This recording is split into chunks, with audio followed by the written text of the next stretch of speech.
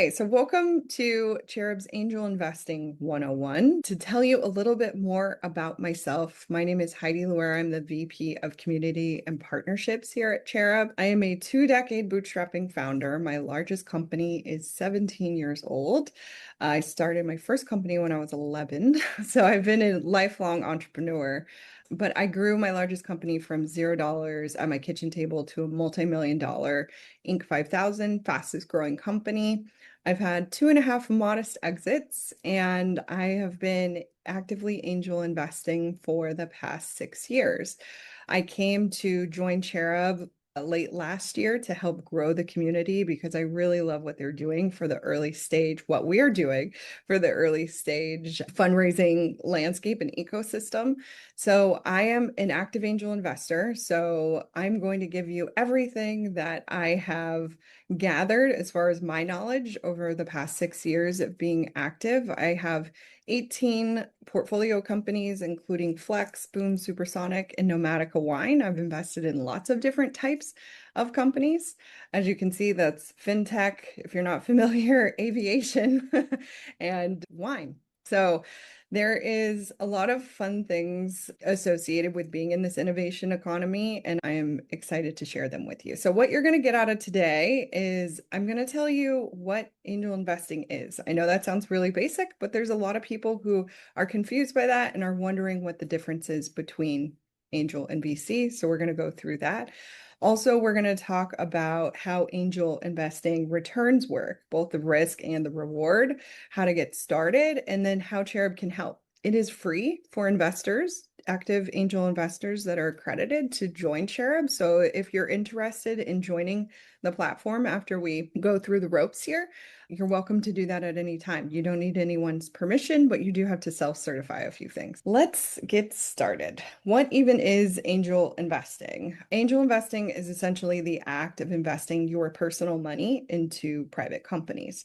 So this is a deviation from the stock market, which are public companies and things of that nature. Private markets usually include a cohort. So it could be VC, venture capital, angel investing, or private equity. They're all grouped together in this term that we call an alternative asset class. Some people call it alts for short. So they're called alts because they're a different way than people traditionally invest their money. And they're also riskier. So we're going to talk about that. But stocks, real estate, bonds, and treasuries, those are like the more traditional ways that most of us on this call have probably already invested in. And I'll talk a little bit more about that soon.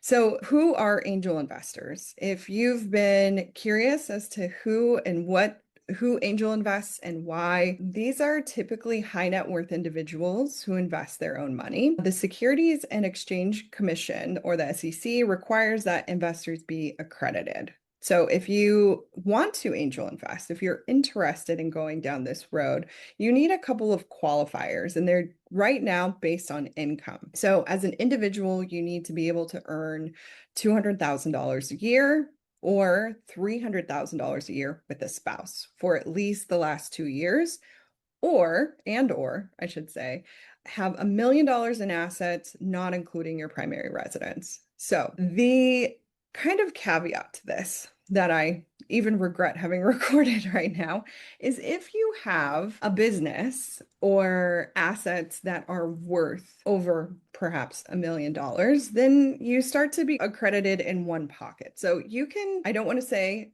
get creative with this, but you can get creative with this if you're not at these income thresholds quite yet. If you are running a business or a company, what is that business or company valued at? That might be your entry into becoming accredited. But there are some changes there that I want to talk about in just a second. So this is the income threshold that the SEC places on potential angel investors because they want to make sure you are not going to lose everything you own by investing in alts or a riskier asset class. But angels can be anyone. Most of the angels that I know are everyday working people, or they're exited founders. They've had a successful career and they want to kind of give back and get into this innovation economy because it is different. And in my opinion, less boring in the stock market. It is a very opinionated space, however, investing in general is. So you might have started to hear more about angel investing. And like over the last couple of years, it's starting to trend and get a little bit mainstream. And maybe Cherub has something to do with that. But the reason why people are so interested in this is because the returns are pretty incredible when they happen.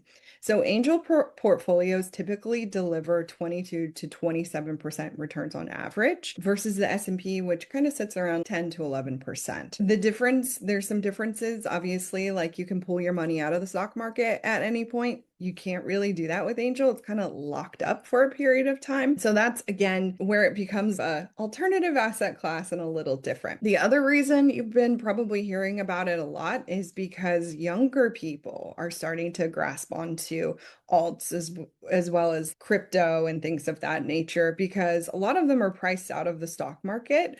At least this is my view of why I see this. And they find that they're priced out of real estate, and they find that the stock market is a little either volatile or just they're not that interested in kind of the more social world that we're living in. Being able to place your money into a company that you can potentially be an ambassador for, like a product or service that you're already using and love, is more exciting than putting your money in the S&P, and to a lot of younger people. And there's statistics and research to back this up. And the third reason you might be hearing more about it is the landscape. So there's this thing called the Invest Act that passed the House bipartisan in December of last year, and it is set to hit the Senate floor literally any day now. It was set for April, but I think Washington's been a little busy with some other things. But the Invest Act is actually going to make it take those income thresholds out of being an accredited investor and allow professional people to actually test in. What that test looks like and what is entailed, we don't know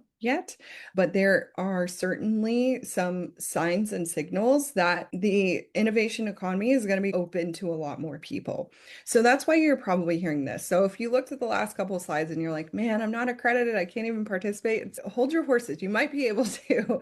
I think personally that anyone that is interested in the innovation economy should be able to, but I get the SEC is definitely trying to protect citizens from losing all of their money, right, on a more risky asset class. So what is the difference between venture capital and angel investing? I get asked this a lot, so I wanted to clarify this with the slide. So venture capital is typically the act of what is called a general partner, fund manager, if you will, that gathers money from limited partners. They pull from maybe high net worth individuals like angel investors, or just people that have money similar to the stock market and pull it together and want to put it in a venture fund.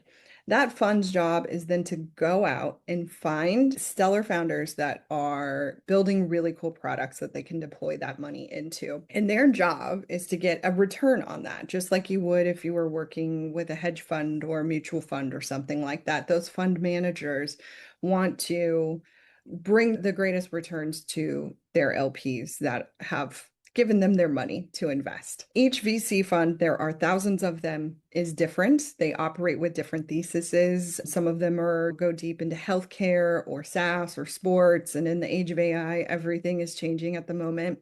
There's also some CPG funds, which CPG, if you're not familiar, is consumer packaged goods. This might be a beauty product or clothing or something of that nature, or food and beverage items. So there are different types of focuses for different funds, and they all want to see different things. They also want to invest in founders at different stages, but most of venture capital is based around the earliest stage of investing, sometimes when just a founder has an idea. And the reason why is because the gains from the time they put in their money to the time that the founder exits or IPOs, which we'll talk about in a second, is the greatest gain. So the most early stage funds are essentially, they're trying to 100 times their money. They write larger checks as funds, typically 250K and above. Obviously, there are definitely a wide gamut of funds, and they write checks at different levels, and they have tranches where they'll give a little bit and then maybe give some later when someone goes through an accelerator or something. But that's venture capital. They are in the business of taking others' capital and turning it into more money. And they focus their whole job commercially on that and their reputations and their networks, etc. Angel investing is different because these are individuals. These are me and you. These are people investing their own money. They don't really have a group of limited partners to answer to. And so their only mandate is really to themselves. Most angels are pretty happy with a 10 times return on their money. A return at all is fantastic for anyone involved in this, but 10 times return is fantastic, and or 20 times return because we just don't have the higher stakes, right? And so angels also write smaller checks. They can write checks $1,000 to $250,000, depending on what kind of treasury they've built up for themselves. And I'll explain a little bit more how those $1,000 checks work in just a second. So angels are typically willing to also provide guidance and warm intros to their network and strategic advice to founders as well, hence the name angel. It sounds charitable, but it's not. We're still investing for returns, but we tend to be lower stakes and not as cutthroat as the VC world because we genuinely want to help. And also we want to be able to provide a little bit more than just the check itself. So I recommend if you're interested getting into this space that you invest in companies that are companies you can help based on your expertise or experience. If you have 20 years in marketing, then you probably want to invest in a company that's maybe marketing adjacent or could really use your help and expertise and guidance in that marketing. So a little tidbit. If you invested a $5,000 angel check into Uber during their pre-seed round when they were just an idea on paper, those shares would be worth about $10 million today, maybe even more, depending. There's some nuance there. But that is why this is so exciting. And Uber gets thrown around a lot as the example because it created a lot of millionaires. But there were two investors on the original cap table from when they raised that both invested $5,000. So it shows you what a small angel check could potentially do. But what you should be aware of is that it takes an average of 7 to 10 years to realize a return on angel. It's not something, if you give your money directly to a startup, you can't pull it out when you need it. So it really is just locked up until that company does something great, which makes it, again, that riskier asset class. There's about 60% of startup investments, which, to be honest, I did a lot of research on this and I thought it was more. It was 90% of companies return $0. But it's actually 60% on average for most angel portfolios. So it is a waiting game. It is a patience game. You only would want to invest anything that you are planning to lose, really. Planning to take a bet on, essentially. Some people compare it to gambling. Okay, so how does the whole valuation process work and all of that? So I want to kind of take you through that 7 to 10 year period. There are different rounds of funding that most startups go through. So the most common round that investors invest at are the pre-seed and seed stages. So those are the early stages. And that's where everyone wants to get in because, again, the returns are so much greater when you get in earlier and you have a founder or a really promising company climb this ladder over time. So let's pretend that you invest a $10,000 check into a startup who is valuing him or herself at $1 million valuation. You would essentially own 1% of the company at that pre-seed level. When they go on to the next round of funding and say they go up to a $3 million valuation, your shares increase in price. You didn't put any more money in, but your shares increase in price. However, the percentage of the company that you own decreases. That's called dilution. So as you go up this ladder, you are essentially diluting how much you own of the company, but your shares are worth more. So the hope for every investor getting in at this pre-seed and seed level is that your company is going to climb up these rungs of the ladder until they eventually get to an IPO. Someone purchases them an M&A, or there's a whole nother market, which I'm very bullish on, called the secondaries market, where once you own a percentage of that company, you can sell that to a secondary buyer, either if they have an IPO. There's a marketplace, and this is really secondaries is starting to heat up. This didn't really exist as much like 10 years ago, but people are starting to sell their shares in companies on the private market, kind of like the stock market in a weird way. And I think that there's marketplaces bubbling up around this. So this is really the 7 to 10 year mark is where you're going to see liquidity. That's where you're going to see your investment actually come back to you. So again, this is a patience game. It's a waiting game. And the scary part is that at any point as the founder is climbing this ladder, they can slide all the way back down and go to zero. So that leaves you to really be as smart as you possibly can, investing at the earliest stages with who you're betting on, but there's no way to know what's going to happen. So again, those returns are really beautiful when they occur, but there is always a possibility that they might not at all. So there's a couple of ways that the startup ecosystem and investing ecosystem has dealt with this. And I'll share that in just a second. But most of the time, when you're investing at the earliest stages, you are signing what is called either a safe or a convertible note. I won't go into a convertible note a ton. You can read it there on the screen because it is a thing that's used sometimes, but I see safes more commonly. So SAFE is an acronym for Simple Agreement for Future Equity. It was started by the accelerator, world famous accelerator Y Combinator. It's just like a couple page document that very simply spells out what you're going to value your company at before it converts to equity. So there's a lot of nuance there, and I'd love to expand on that if you have any more questions down the line, but I don't want to go too into the weeds here.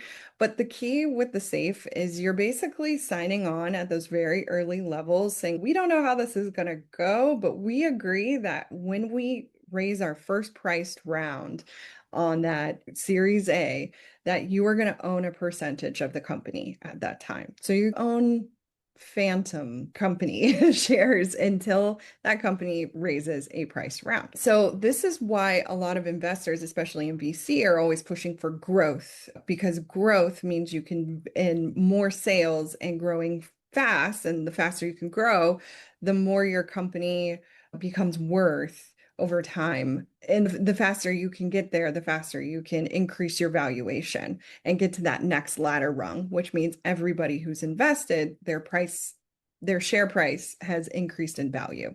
So that is part of the motivation for pushing that forward. So the next question is like, where do you find deal flow? So none of that scared you and you're still here and you're interested in still maybe dipping your toes into the water. It's like, where do you start to find these startups? Where do they hang out? Where do they go? There are lots of different things that you can do. You can join. There's a lot of angel groups across the United States, multiple groups. Some of them require membership fees or some type of vetting process, but there are tons of groups around. There's also syndicates that are typically tied to angel groups. These are one and the same to an extent, but a lot of times angel groups or even VCs, like venture funds, will put out what they call SPVs, or special purpose vehicles, which are a way to take I guess, a block of allocation. I'm trying not to get too into the weeds, but they will take a percentage of what the founder might be raising, say it's $100,000, and they'll syndicate it out to their angel group or a group of people that can invest as low as $1,000 into that $100,000 allocation. So it's a way for multiple people to invest in the same group without it being a bunch of paperwork for both sides of the table, the founder or the investor. Those are a couple of ways you can do that. And if you're interested in where to find those people, I have some recommendations for you. You can feel free to email me, Priscilla, if you don't mind putting my email in the chat there, but it's Heidi@investwithcherub.com. And then there's also crowdfunding platforms. You probably heard of these: Republic, WeFunder, etc. You can join those, and those are a different structure. They're regulated a little differently, but you can invest very low amounts into those crowdfunding platforms. There's also newsletters you can join, pitch competitions and demo days. You've probably seen those. There's a whole ecosystem around this. And then there's also founder and funder events that you can join and shake hands, meet founders, learn about what they're doing. Or simply, if you are serious about this, put angel investor as part of your title on LinkedIn and watch the deals flow into you. I will say that getting cold DM'd on LinkedIn is a daily occurrence for me, and it's not always what I would consider to be the best deal flow, but it is deal flow nonetheless. If you want to go to the batting cages a little bit, that is something that you could do.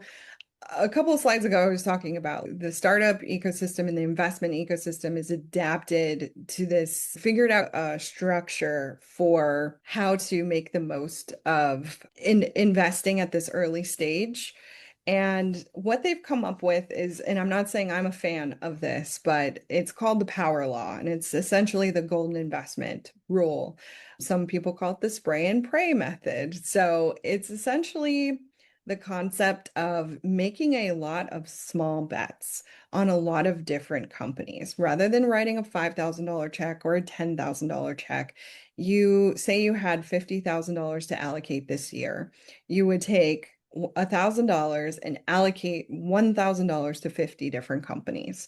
And the thought is that maybe one of those would give you a 50,000 return or more. And in that case, that one winner pays for your entire investment. You want it to definitely be more than 50K, so you're not just breaking even and your money is locked up for 7 to 10 years. But that is the rule that a lot of investors operate in this space. I wanted to share that with you because I think it's important to know in this kind of Angel 101.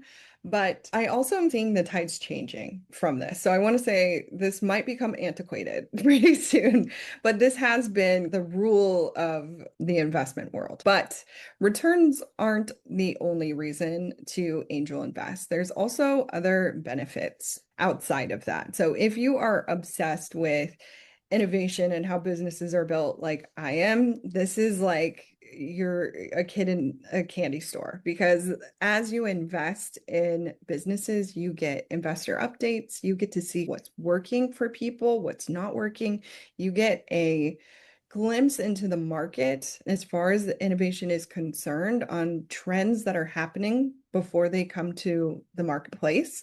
You have this insider guide to how the world is starting to be shaped in the future. And that is a benefit, in my opinion, like a fringe benefit of being an angel investor. You also get to grow your network. You get access to all these people that are building really cool things and potentially other investors. And there's ways that you can really fuse a community here, unlike anything I've ever experienced before in working in other industries.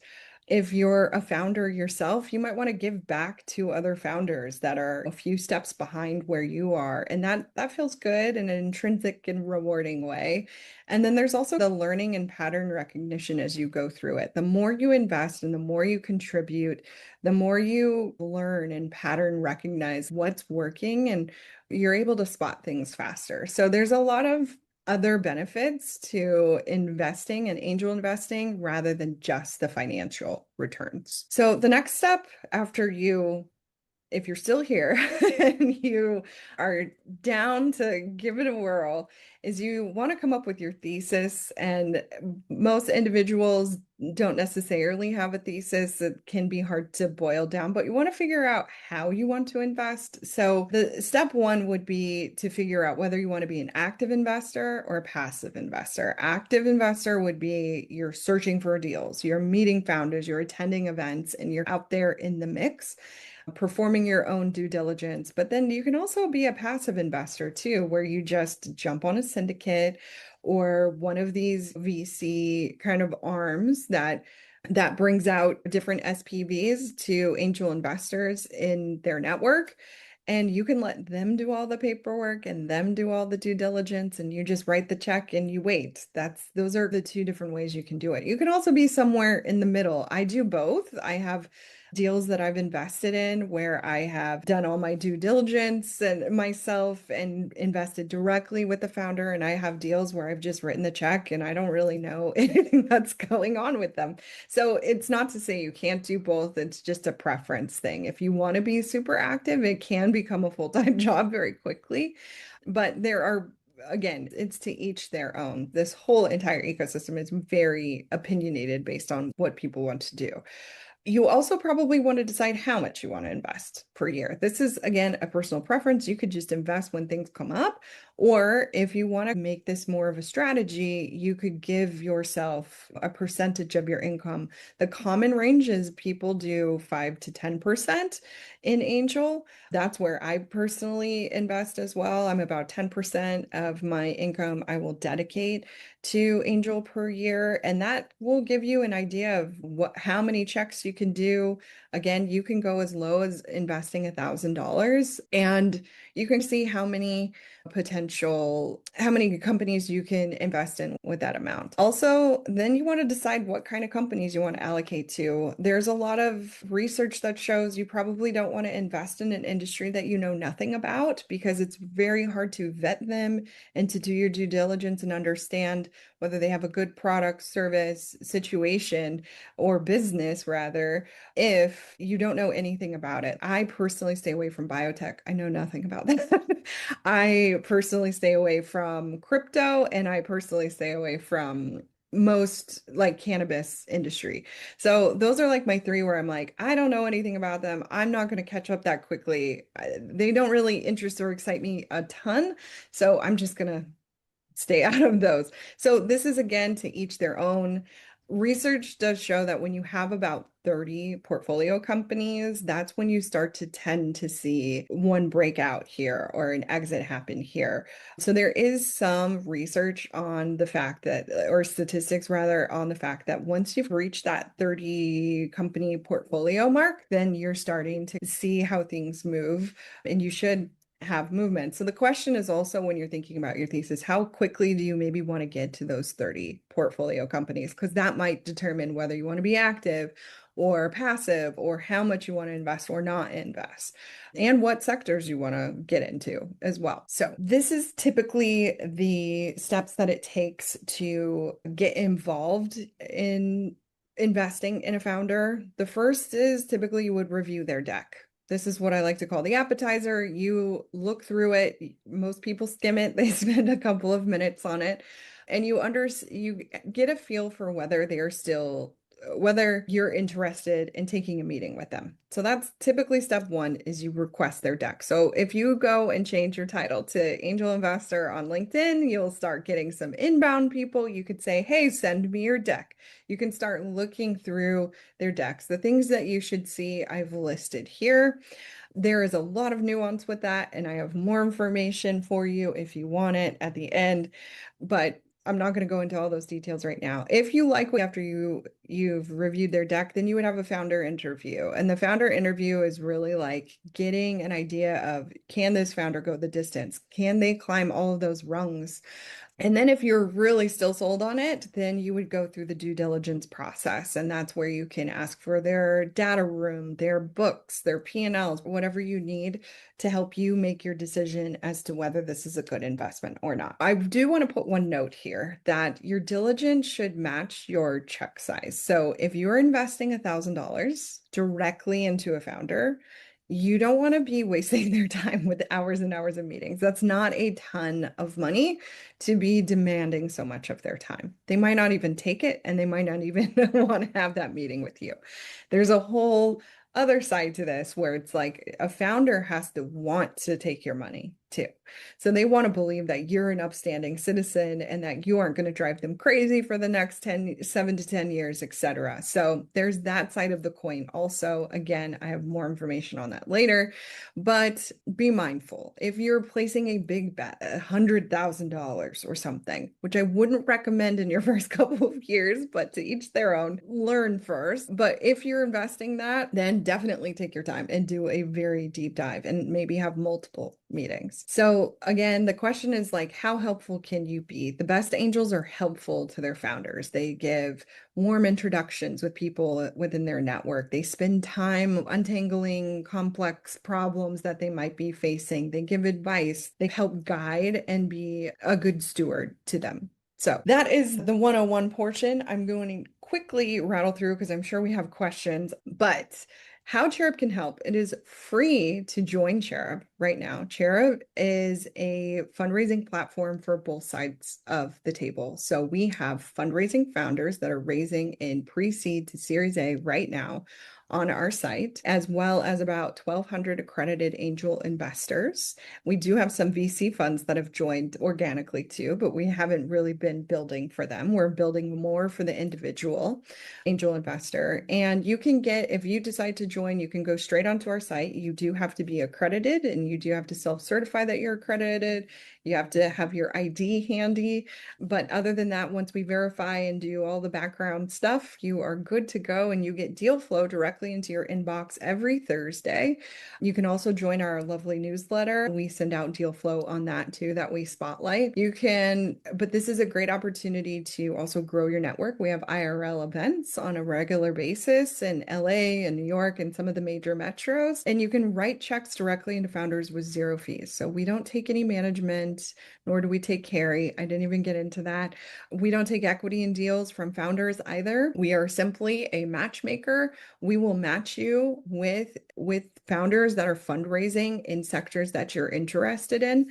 And again, it's free. So there's no reason not to join if you're interested in getting started. A few facts and stats. There's been about $7 million that have flowed through our platform to fundraising founders since we've been around for a little under 2 years. We have over 1,200 accredited angel investors on the platform to date, and we've saved founders quite a bit of money by using the tools that we provide to them. These are some examples of some angels that are on our platform. Again, some high net worth angels, some celebrity angels, and then we also have venture capital funds as well who have joined. And we are industry agnostic. So we welcome any different types of founder that is raising pre-seed to Series A into our platform. So this is a breakdown of the types of companies that we currently have on Cherub. We have everything from SaaS to consumer brands, health and wellness, marketplaces, etc. We even have some real estate stuff that's a little newer. We have all different types. So if you're looking to diversify your portfolio in many different locations, we are there. We've got you covered there. I'm going to open it up for questions. Okay. Let's get into the Q&A. Can you please talk about the cap table? Thank you for asking that question. Yeah, I kind of glazed over that. A cap table is basically a list of people broken down by their equity percentage in your company. So if you have a company, you're the founder, you own 80% of it, and you've sold 20% by raising capital from venture or SPVs, syndicates, or angel investors, each of those people are listed on your cap table, capitalization table. And that's essentially showing just the breakdown of ownership. What resources do you have for those who are not yet qualified to be an angel investor but are working toward it? I would say if you are interested in being an angel investor, I would start getting in rooms with founders and other investors, going to pitch competitions and different things of that nature to really start to get a grasp and start to shake hands and meet people. I think this is very much a relationship building ecosystem, and it requires you to get out there and meet people and understand it. And the faster you understand it, I think the better. There are also other ways that you can contribute and end up on the cap table, as we're on that topic, by being potentially an advisor. I advise 3 startups, and each one of those startups I spend an hour a month with. And as a result, I am able to earn equity in their company over time because I'm giving my time, I'm giving my resource, I'm giving my network. So that is another way that if you're unaccredited, you can get involved in that regard. So if you have an expertise or something that is of value to a founder. Now, I will say it's not easy to be you don't go up to most founders and say, hey, can I be your advisor? You can put it out there that you are interested in doing this and see, but it's a very selective game for most founders. Again, they want to make sure everyone that they're surrounded with is someone that's helping them and going to be helpful to them. So the more people you meet, the better. Is there a way to evaluate from an angel investor perspective as far as company valuation? Evaluate from an angel investor perspective, the company value. I think if I'm understanding what you mean, it's like, how do you determine whether it's a good valuation or not? There is a ton of nuance in valuation. It's basically what the founder sets, but there are, just like in real estate, when there's comparable homes in the area that sell for a certain amount, you have comps in the startup world too. A lot of it feels sometimes almost artificial, but it is based on what other companies have done, raised, how their momentum is going, what their trajectory is looking like. Okay. They say their valuation is 10 million, and how do I know this is reasonable? Yeah, it's basically looking at other companies in the same sector that are maybe valued at around the same amount. Again, there's so much nuance to this. And that's why I like to encourage, when you're just starting out, to learn as much as you can, write small checks and get a feel for it. Because you can read about angel investing all you want, but until you start doing it and taking the bets, you won't ever be able to quite understand it fully. Okay. Are funds used for angel investments considered a tax write-off, or is it helpful either way because you aren't super liquid and you may see a return later? No. So there's a lot of nuance to that too. If a company goes to zero that you invested in, you can write off a percentage, is my understanding. I've gotten some mixed information on this in the past, so I don't want to quote a specific percentage, but if a company goes to zero, you can write some of that off. So there's a tax benefit in that regard. But no, angel investments are not tax write-offs. So you're treating it like you still have that money. You will be taxed on that money from the government. So that, I wish it was. That would be really cool, but it is not. I want to thank you guys all for joining us today and for these lovely questions. And I recommend joining Cherub as well. Thank you again for joining us. And if you want to learn more about Cherub and again, join as an investor today, you can do so on investwithcherub.com.